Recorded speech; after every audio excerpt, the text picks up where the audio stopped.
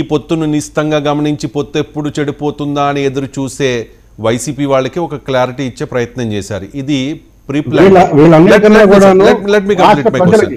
కానీ ఆదిలోనే హంసపాదు అంటారు కదా సార్, ఆదిలోనే హంసపాదు అన్నట్టుగా ఇప్పటి వరకు ఎవరు ఎన్ని చోట్ల పోటీ చేస్తారు, ఎన్ని ఇస్తూ ఉన్నారు, పవన్ కళ్యాణ్కి సీఎం ఆఫర్ చేస్తారా, పవర్ షేరింగ్ ఉంటుందా లేదా, వీటన్నిటి మీద క్లారిటీ రాకుండా మీరు పొత్తు ధర్మాన్ని విస్మరించారు కాబట్టి మేము పొత్తు ధర్మాన్ని విస్మరిస్తాము అని చెప్పడం మరి ఎంతవరకు కరెక్ట్? అంటే నా పాయింట్ ఏంటంటే మీరు చెప్పాలనుకున్న పాయింట్ లో కొద్దిగా మసాలా జోడించి చెప్పారు, కానీ అక్కడ ఆయన చెప్పింది చాలా సున్నితంగా చెప్పాడు.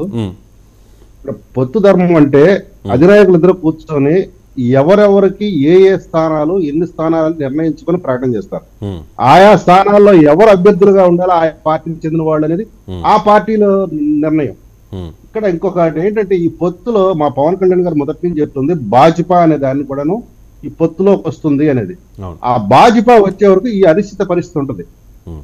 ఎవరికి ఎన్ని స్థానాలు, ఎక్కడ ఏ స్థానాలు అనేది కూడా ఆ రెండు కూడా మౌలికంగా ప్రశ్నార్థకంగా ఉంటాయి కాబట్టి అవి తేలే వరకు ఇవి వెల్లడించడం అనేది భావ్యం కాదు. కాబట్టి ఎందుకంటే రేపు మనం బీజేపీని ఆహ్వానిస్తూ ఇక్కడ ఈ సీటు మాది ఆ సీటు మాది ఇక్కడ ఇప్పుడు డిక్లేర్ చేసుకుంటే రేపు మరి బీజేపీ కొన్ని ప్రశ్నలు వేస్తే దానికి మరి సమాధానం ఉండదు. కాబట్టి వచ్చే మిత్రుడిని అన్కండిషనల్ గా ఆహ్వానించాలి, కాబట్టి అతన్ని సంపూర్ణంగా సగౌరవంగా ఆహ్వానించాలి. కాబట్టి ఆ మిత్రుడు వచ్చిన తర్వాత కలయిక జరిగిన తర్వాత చర్చలు జరిగిన తర్వాత ఇక్కడ ఈ జనసేన తరపున పవన్ కళ్యాణ్ గారు, తెలుగుదేశం తరపున నారా చంద్రబాబు నాయుడు గారు, బీజేపీ తరపున అయితే దగ్గుబాటి పురంధేశ్వరి గారు లేదా వారి కేంద్ర నాయకత్వం ద్వారా వచ్చిన దూత గాని ముగ్గురు కూర్చొని ఉమ్మడిగా ప్రకటన చేస్తారు, ప్రణాళిక విడుదల చేస్తారు, ఏ స్థానాల్లో ఎవరు అనేది కూడా విడుదల చేస్తారు. ఆయా స్థానాల్లో అభ్యర్థులు ఎవరు అనేది ఏ పార్టీకి ఆ పార్టీ నిర్ణయించుకుంటారు. రైట్. ఇక్కడ నా క్వశ్చన్, వైసీపీ ఇప్పటికే 4 లిస్టులు ఫైనల్ చేసింది.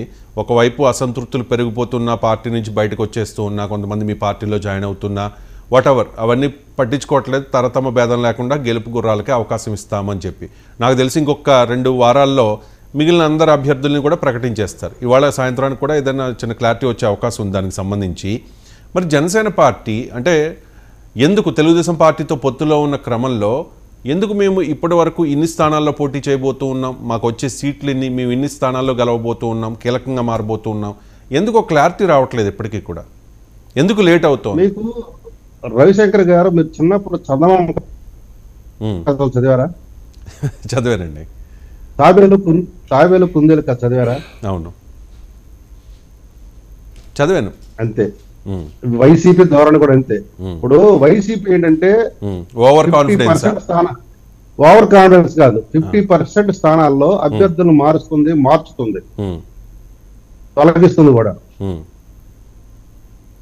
వీళ్ళందరూ ఎన్నికల సమయంలో ఎన్నికల నోటిఫికేషన్ వచ్చిన తర్వాత ఈ హడావుడి మొదలు పెడితే పూర్తిగా గందరగోళంలో పడిపోతారు.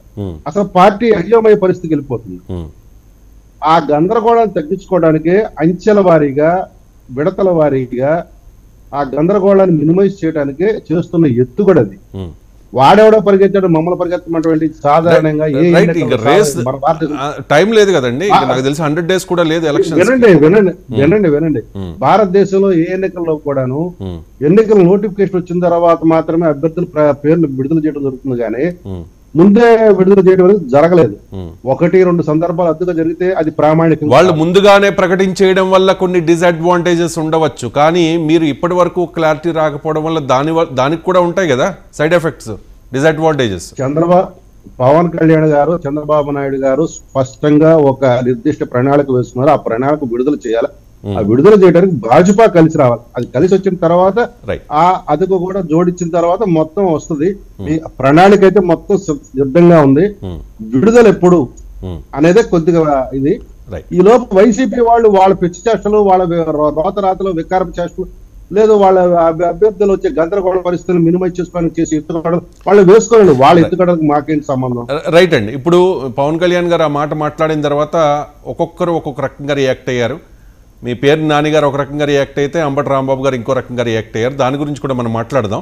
అక్షర సత్యం గారు కనెక్ట్ అయి ఉన్నారు, ప్రముఖ జర్నలిస్ట్. అయితే ఒక ప్రశ్న ఆ విధవుల గురించి నన్ను సమాధానం అడగబాకండి. అక్షర సత్యం గారిని అడగదు. అక్షర సత్యం గారిని అడగమంటారా? రైట్, ఓకే ఓకే, ఖచ్చితంగా.